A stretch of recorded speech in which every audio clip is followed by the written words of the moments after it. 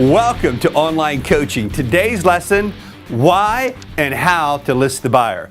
Back in 1957, it was not required to get a listing agreement signed when listing the seller. We only can imagine the real estate agents of that day went kicking and screaming as to why no seller in their right mind would ever sign an exclusive authorization to sell property. Today, nobody would even think about representing a seller without a signed contract. So why is it the same for a buyer? One of the reasons is that most real estate agents today are so busy kicking and screaming that no buyer in their right mind would ever sign an exclusive authorization to acquire property. In other words, they are afraid to ask. The other reason agents do not get the buyer-broker agreement signed is they don't understand that it is actually in the buyer's best interest to work with one exclusive, committed, professional real estate agent. Now, Money Magazine published an article a few years back about a survey conducted by Sprint. In the survey, Sprint looked at 232 families.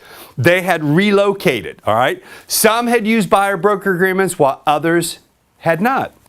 The results were a little more than surprising. On the average, those families who had committed to work with an exclusive buyer's agency signed a buyer agreement and were pre-approved by the lender and gave some good or valuable consideration before they started looking for property, saved an average of 5% on the purchase of their home from those who had not done that. So how can those results be explained? It's really very simple. When a buyer commits to you 100% by signing an exclusive authorization to acquire property, a buyer-broker agreement, you'll make sure that they get the perfect home at the perfect price.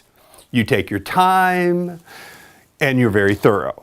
And you'll be offering a better service, you'll be more aggressive as a negotiator, and you'll even talk them out of the wrong house because why? Well, because you know you're going to get paid. Conversely, when a buyer does not commit to you, you're going to want them to buy the very first home you show them. Why? Because for the fear that they'll buy their home from another agent, right? Because they are usually working with more than one agent. And when you understand this basic idea and educate your client about it, then it's easy to get a buyer-broker agreement signed.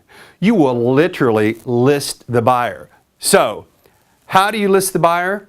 We're going to be talking about that over the next lessons. And the first step is for you to find either at your board of realtors or in your office an exclusive authorization to acquire property. Read it thoroughly and understand it and know how to fill it out. So until next time, see it, say it, understand it.